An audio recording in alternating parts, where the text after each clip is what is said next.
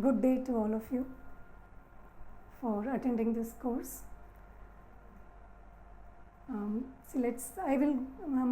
procedure will be to introduce the subject of gender diversity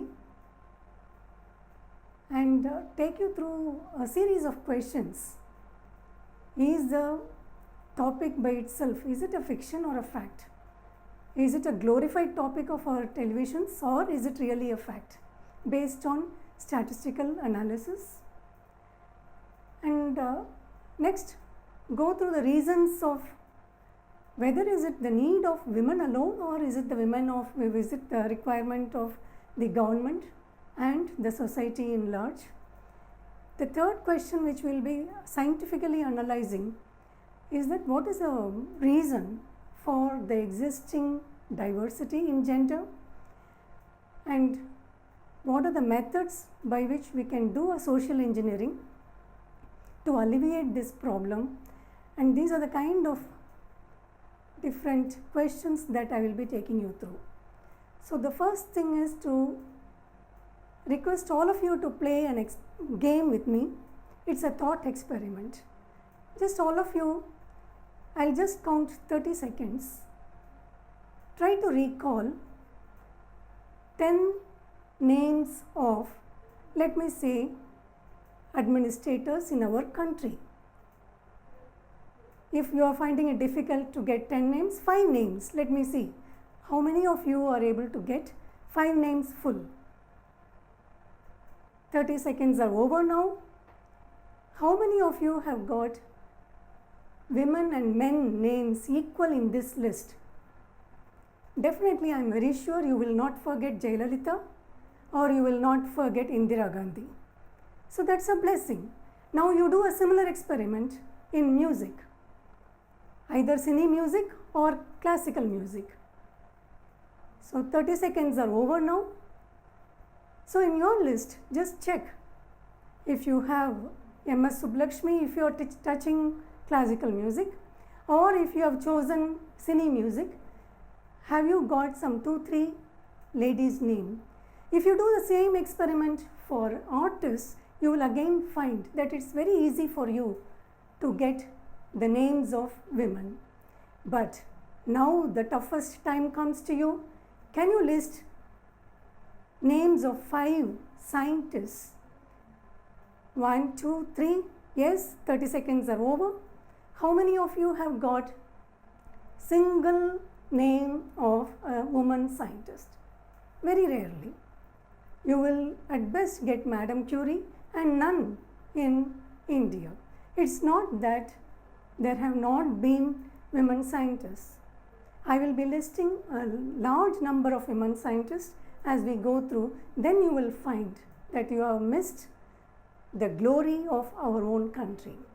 Now this experiment has taught us one good lesson, that it's easy to find women in equal numbers in all other disciplines, politics to arts, but it is difficult to find in science, technology, engineering or medicine.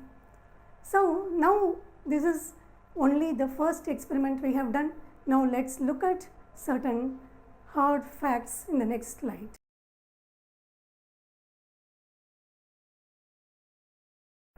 Now you see the international women icons in all walks of life, starting from space to sports to defense, anywhere. You can list a large number of women icons, mentors. Similar exercise if you do for our national limits, you will find that you will have lot of women icons in the national front also, like you have from space, society, literature, defense, politics, music. Anywhere you go, you see a lot of women icons. But the question is, in spite of such unforgettable women icons, why do we still keep saying that there is a gender bias? So is it only a TV show attracting a lot of attention, or is it true? That is a scientific question for which there has to be a statistical analysis. If you see the rights of women till 18th century, they did not even have voting rights. For today, it is unimaginable for you and me to imagine that women could not vote. Same way, today's inequalities which I will be now listing, it will be surprising, and I hope it is unimaginable for the next coming future generation. You see, this is the list of the women icons or in the administration, field of administration or politics in various countries. You see Bhutan, 0% women representation in their parliament, and all the colors represented by yellow, you have at best 3 to 15% only representation in parliament. All the brown colors, you have developed countries, you have 50% representation, which is very good. That is towards an ideal society. So this is one statistics. Now let me go through another statistics. If you see the wages of various people, women always have less wages, a lot of money less than the males. But if you see poverty levels, 70% of the world's population living in poverty, they are all women. And if you now go to unemployment rate, 6 to 7% of unemployment rate is for females, whereas for males it's only 5 to 6%, which is again a lot of disparity between male and female. Here is our statistics from within our own country. There is a lot of difference between literacy rate. How much can a boy and a girl study before they start taking up the responsibilities of doing a job? If you see, the red color represents for male, not only today, right from 1900, this particular statistics is collected, you find that literacy rate is increasing. It's a very, very good feature, very satisfying point. But the difference between male and female continues to exist, and the difference between urban and rural. The urban people always have a better opportunity than the rural people. So such kind of divisions have to vanish. Another set of examples, if you see, till 2014, 814 people have collected the Nobel Laureate Award. But you see, out of 814, only 46 women have collected the Nobel Laureate Award. Aren't there enough women? This is the question. So, why is the women participation negligible in all spheres? The statistics confirms to us that the gender bias, it is not a myth, but it is a fact. This is not a problem of men versus women. It is not a problem of homemaker versus breadwinner, but it is the problem of the society, and it is the problem of the entire globe to ensure increasing standards of living to all the people living in this world, and we need to make use of all the resources available to us. So hence the global gender equality is a global need and not the need of women. It's true, women need work, women need money, women need financial independence, but more than that, the work, the demand also needs women much more than the women need the work. You see the heterogeneous current society which is prevalent in our society today. The 20% who are the richest in the world, they get 75% of the global income. Can you believe that? The 40% who are the poorest, they get just 5% of the global income. 35% of Indians, can you imagine, they get 35 rupees per day, which you and me will not even hesitate to spend in a matter of a minute. And even this 35 rupees per day, which is the Indian average, is far less than the global average of $10 per day. So now if you look at the gender gap index based on social indicators like economic, political, education, health, advancement in all features, if you index the gender gap, it varies from one country to the other country. There is no uniform number for all these ranks. But if you also rank various countries, the 133 countries were ranked, and you know where India stood? It is 32 from the bottom.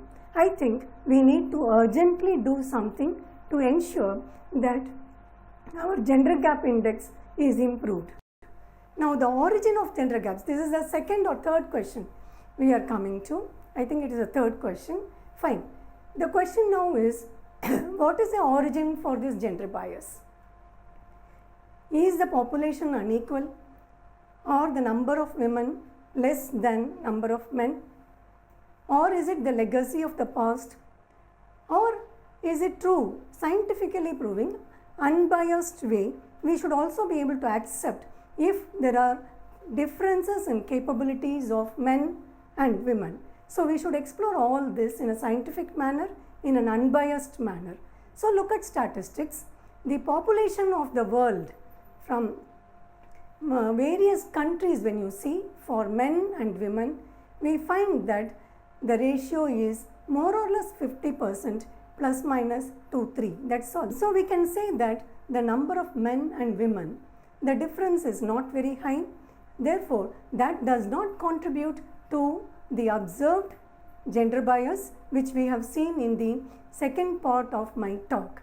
That statistically speaking, there is a gender bias. It is not a myth and it is real based on statistical analysis. But the reason for that does not seem to be based on the difference in the number of girls versus boys. Now look at the capability of the brain. So the grey matter in the brain, the physiologists have worked on the amount of grey matter concentration in the brain of females and males. And they have also attributed quantitatively the emotional intelligence, and they find that in absolute scale the brain weight seems to be more for males, less for females. Good. Does it imply that females have less emotional intelligence? Now, what they have done is divide the weight of the, normalize the grey matter in the brain by the weight of the brain. If you do that, you get into something called a factor called emotional intelligence, which is higher for females. So this way the biologists have shown that the capabilities of men and women are more or less the same. See, we have come very far from sati, child marriage, widow remarriage, and many such problems, resistance to many issues which are in a progressive manner available for the women to improve their abilities. Girl education, Devadasis, all these were, sort of situation with respect to all these issues were very bad in medieval period. But look at the revolutionary characters who in the modern period, like Rajaram Mohan Roy and Dayananda Saraswati, Mahatma Gandhi, whose pictures are available in the slide, who targeted the improvement of women in a very decisive manner. And today we have largest number of professionally qualified women, largest population of working women, and women are able to contribute to the betterment of the society in large.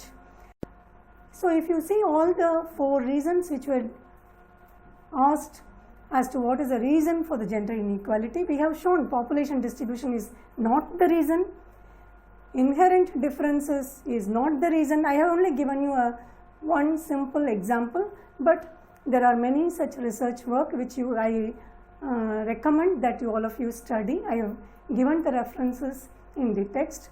Biased environment and evolutionary influences, these are the 2 factors which have taken us to where we are today, for which we need to continuously apply corrections so that in future the difference comes down. At least instead of 33 rank from the bottom of 133 countries, India has to go to the top. where gender inequality index completely vanishes and it becomes 1 for us. If you see in science, now I have talked to you so far in general in all fields. Now let me focus to science. If you see in science compared to the total workforce in all other fields, whether it be in India or it be in US, you will find that there is a drastic reduction in the number of women working in science and engineering. I have given the statistics for both the US as well as India, and this is the same story any country you take. Whatever I have given is a sample of what has happened in 2 different countries. If you see something like number of teaching faculty, women faculty in say some standard college university like MIT in US, you will find that not more than 3% or 5% will be available till about 20th century end. Whereas India is far better. You go to any of the colleges, there are very many fields in which India fares much better than other countries. You will find that many women prefer to do science education, be science teachers. If you look around in all colleges, you will find equal number of women teachers as well as men teachers. So this is a number of total number of PhD awarded. I can give any number of examples like this because DST does a lot of research on these kind of factors through various institutions in the country. Actually, these are topics of many PhDs. So today a lot of data is available to say what is a gender bias which we have been putting up with in the last few centuries. And here is an example for PhDs awarded in a period of 98 to 2007, the difference between men and women. And the gender inequality, I told you already that it varies from country to country. It depends too much on the fabric of the society. It's not a problem which has unique factors on which all countries will depend on. It depends on the societal fabric, and today in India the major problem of the society is food, health, literacy and good education. In this backdrop, women education really occupies a low priority from administrators' point of view. In spite of that, it is given a lot of push. When 35% of the population is having less than 30 rupees to eat, where is the question of women education getting too much priority? But in spite of that, government has given a lot of priority for removing this bias, and I will come to the schemes which the government has introduced later. You can analyze the problem after dividing the entire career of a person into 3 stages. The problems are not the same in all stages. The problems for girls in school education are of different nature compared to girls in college education, compared to women who are working in teaching or research jobs at a higher level. So if you divide the entire timeline into 3 major compartments, you will find that in a poor community like India, the value of education is not really perceived in the proper sense. In many villages, every girl is considered as an additional hand to augment the family income and help the parents to earn more. So the education does not get priority compared to increasing their or meeting their day-to-day requirement between the hand and the mouth. So the school education, if you want to increase, many governments have introduced school education, compulsory education with midday meals, as you all know in Tamil Nadu. So such kind of education, such kind of schemes help or at least encourage the families to consider sending the girls to school as one of the profitable venture. At least one meal per day they don't have to feed. That is the driving force for the poor family to send the girl to school, because their attitude is, after all the girl is getting married at the age of 12, why should I spend money on her education? So this has been correctly perceived and proper solutions have been introduced. Next, when you come to college level, what does a girl face? Every girl who is very good in studies, who wants to study further, wants to do higher education. Today may be BE, but halfway through their education, suppose they get married, they are forced to terminate their studies. It all depends on the family background from which the girl comes to the college. And not all families, more than 70% of the Indian population does not accept that the girl has to study till, say, completion of the college course, whatever may be the course. That is why I have given the number of colleges which are increased over a period of time, but there is no official restriction to join college, but there is a societal pressure, lack of perception, and more than that, there is a genuine economic factor, and access to colleges near home. It is another factor which can be corrected to encourage girls to complete their studies. The nature of problems of women when you reach their career, their teaching profession or the research profession, they are very, very different, which I will discuss as we approach that particular stage. So you see, the women who are working in different national research laboratories or colleges, they have a different kind of a problem.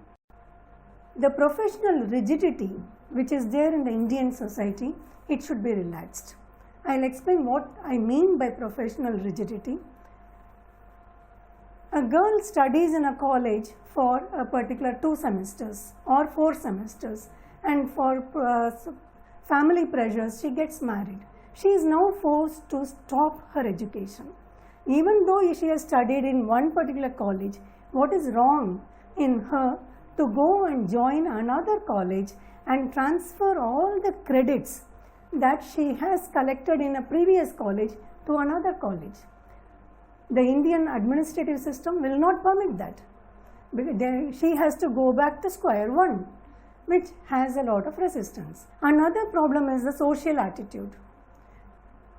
To the extent the boy is not questioned as to why should he go further for his studies, the girl is always questioned. It doesn't happen in the top brass. Upper middle class, it does not happen. But if you talk with lower middle class people or lower middle class, you will find that this question always arises, because the economic pressures overcome the need for further education or completion of the education. The major problem for completing education, even at the level of PhD, many of my own PhD students have felt this problem, not necessarily for girls, for also boys.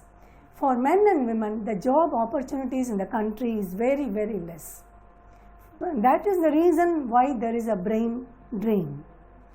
The job opportunities have to be increased and shown that unless there is a job waiting for you with a good salary if you complete your education. That's most potential driving force for all girls to complete their education and also overcome the social resistance towards education of girls. The last thing is the system support. System support, by which I mean that if in a family, man and woman, both of them are going for job, for increasing the standard of life or meeting their ambition of doing good science, you don't have a societal support. You don't have a good support for creche, or even the postman tells you that come to the post office and collect the registered parcel. I will not deliver because the house is locked. See, these kind of small irritants take place when both go to office. I am not telling this as a reason why it is not, but why people are not going for job. But what I am telling is that These kind of irritants make your day-to-day life very miserable, that you finally, after a period of 3-4 years of struggling hard to meet both the ends, you decide that okay, let one be at home to take care of the house requirements. These things happen in many houses. So system support, nowadays there is definitely an increase in system support. E-commerce has improved, has really helped us, but this has not reached all the segments of the society. This is still confined to the top layer and at best upper middle class. It has not reached all layers. So, but if you have to see on the other side, if you have to sit on the other side, that is as an employer, you want to see the persons who are performing in a scientific platform. The scientific profession is very competitive and it is very challenging. I have worked in the scientific profession for 40 years. I have been completely mentored very well. I have not had any instance where I am distinguished. I am not encouraged because I am a woman. I have always got the encouragement right from home, in college and in office, and hence I am an associate director. But the problem is not, the question is that scientific profession is very challenging. Women also have to meet, first of all have to recognize the demands of the job and have to raise up to the level of performing well in the job. So it is not necessary that you have to take off till the age of 35, because when a man and a woman joins a profession, you have to establish yourself, be it a man or be it a woman, you have to establish oneself by the age of 30 or 35. And active research, teaching life, guiding PhD students, national projects, international collaborations, peer recognition, good mentors, all this comes in this particular age. We cannot say that I will take off for 10 years, I will join at the age of 35, I will restart my life. Then the problem comes that we are losing time. So we need to establish a society where we get extra support from the society for meeting our additional requirements, and hence we are able to meet the demands of the organization in which each one of us are working. We don't want liberties because we are a woman. We don't want concessions because we are a woman. You need to be equally recognized when you perform equally well like another man. So who has to give you the liberties? You take your liberties. Nobody else gives you. That has to be imprinted in the mind of every woman, and not seeking any concessions, because it brings down our prestige, and we need to feel high on our own capabilities to come up in this competitive world of science.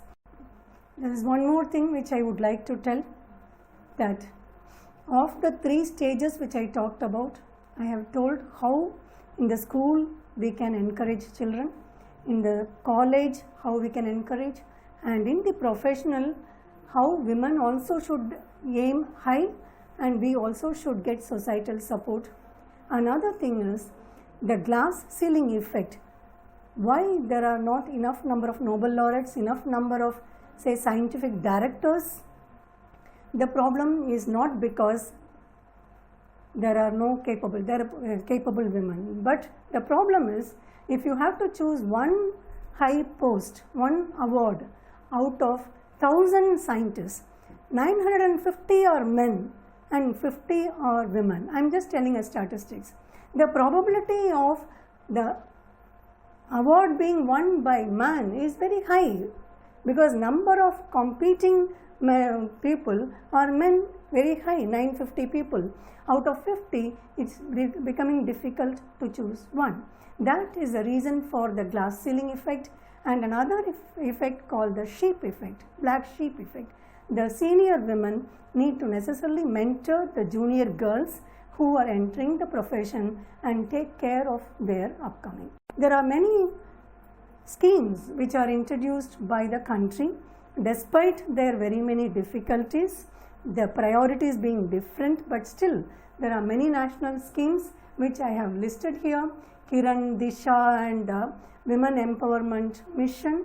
So these are the kind of opportunities which help women to overcome the additional demand from the family. So let me conclude this particular session on gender equality. We have gone through the series of women achievers, but statistics is the other way, and the different reasons for gender inequality like population or legacy or the genuine incapability of women, all that has been disproved, and it has been shown as legacy what we have received from the past has a gender bias, but it is continuously reducing, and women in STEM is much less compared to any other field, that also by statistics it has been shown. And now to understand the nature of problems, we have divided the time into 3 different domains, and in each domain the nature of problem and nature of solutions we have seen. There is no single jacket which suits all. We need to necessarily find out the solutions to be different for different societies, for different age groups, and accordingly it is the responsibility of both men and women to launch a gender equal society. At least we pass it on to the next generation, a society with a less gender bias. Social engineering takes a long time. It is not a small time effort, but we need to continuously go through. All have to have equal job opportunities. We need to have flexi time, and we need to have improved working environment. We have to have enough health care, and we have to have less female infanticide in Tamil Nadu. It assumes more importance, and we need to change the societal values system, which takes a long time, and we need to empower women to ensure that we launch a very just, very ethical society with equal opportunity to all.